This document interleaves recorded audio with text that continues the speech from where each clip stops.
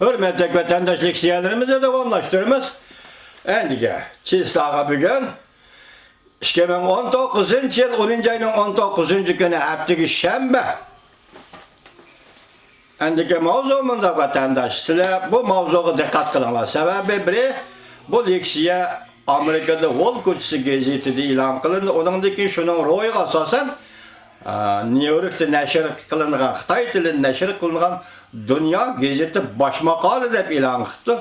Shundaqla burundagi asosiy mazmun yoki statistika olgan gaplar, so'zlar yo'q. Kechiringlar, statistika emas, naql qilib elingan so'zlar va gaplar Wall Kuchisi gazetining maxsus Stone yozuvchisi bir arbobining so'zlari ekan. Shunga sizlar bunga diqqat qilinglar deganim, endi bu organli bu gazetlarning hammasi Amerikada nopozok gazetlar var vatandaşlar. Mavzumunda Amerika'da 3 çoğun katta kollar guruhi kol tutuşup, birleşip, Jungo'ga karşı yeni soğuk münasebetle uğraşı kozgaydı. Mavzulu haber yaki baş makale 10. ayının 18. günü Dünya Gazeti ilan kılındı. Baş makale mındak başlar.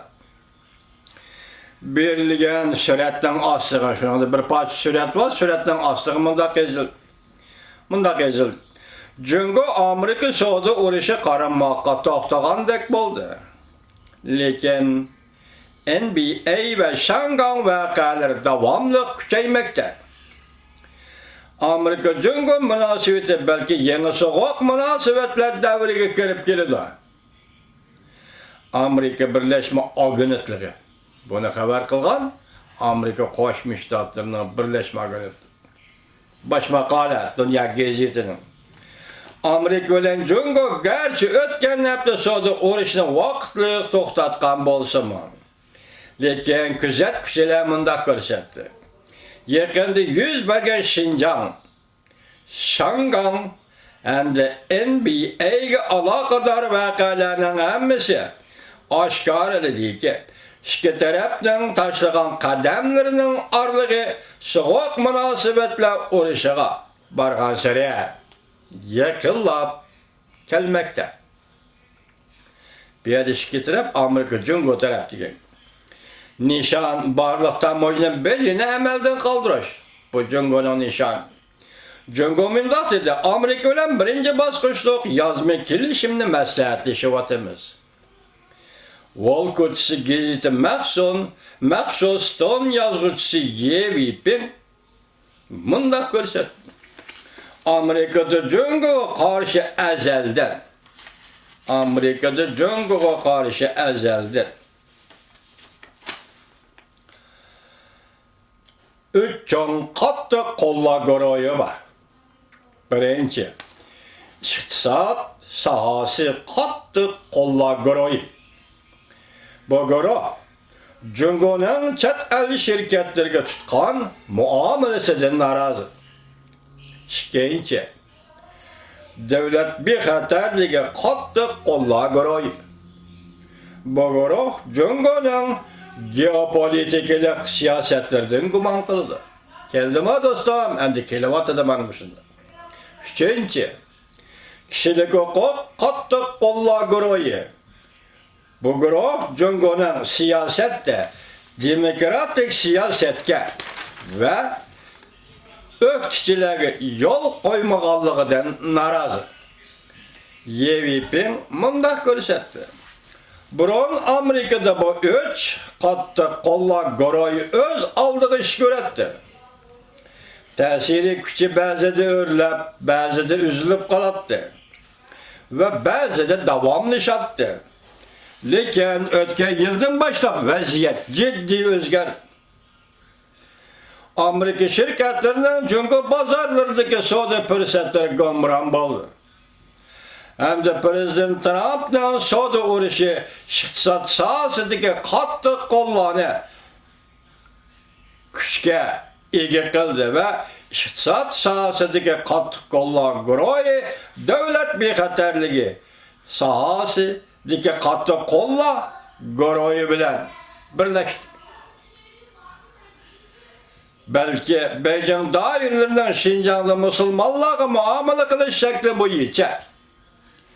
Müstemlike Uyguristan'da Beijing dairelerinden Müslümanlığa muamele kılış şekli bu yiğitçe. NBA basketbol komandası garipçe soda faaliyetlerine ve Şangay vakalarına çekligenliği kişilik hukuk katı kollaş göreği sadakay türeş turistige iyi kıldı.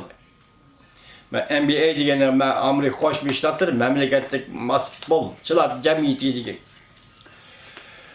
Bu vakayla Amerika Cumhuriyeti Oturusundaki kısmen kelişimde Amerika tarafından her kandak baş koyuş tertiplerini emelden kaldırmay.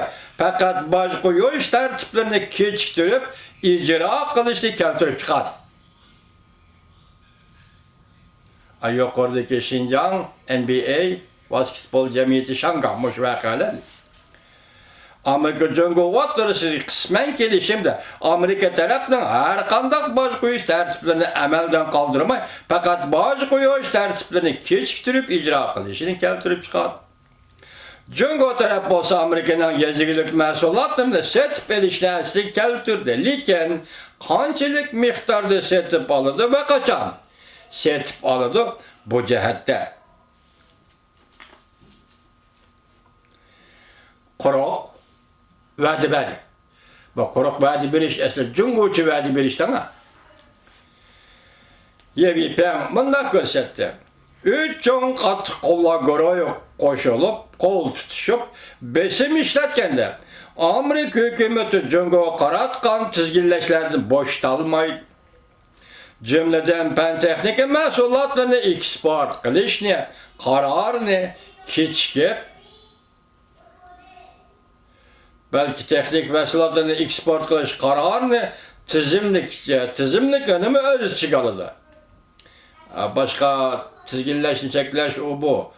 Cüngü şirketlerini çekleş o bu diye yedim ya da kartizmlik elin kallayışı da hazır zaman pen teknikisinin işin var ki. Bu belki tamamıyla bence karşı tehamakatlık sadı tosalgısıdır. Bunun için de Selih Doğan'da pen teknik esası kartizmlik eliniş bu tamamıyla bence kargandı. Tehamakatlık tosalgı, sadı tosalgısıdır. Şu kısmen sonra gelişimine aldınıp kalması için bugün Amerika Cumhuriyeti münasebetleri oturusuydu ki gün sayın kınaymekte. Cumhuriyeti münasebetleri oturusuydu ki gün sayın kınaymekte.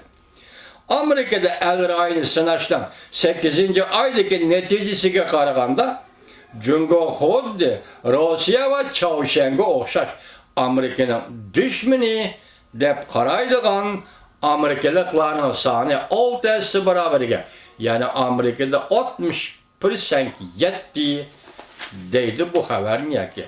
Moşunu baş makale kılıp yazgan Dünya Geziti.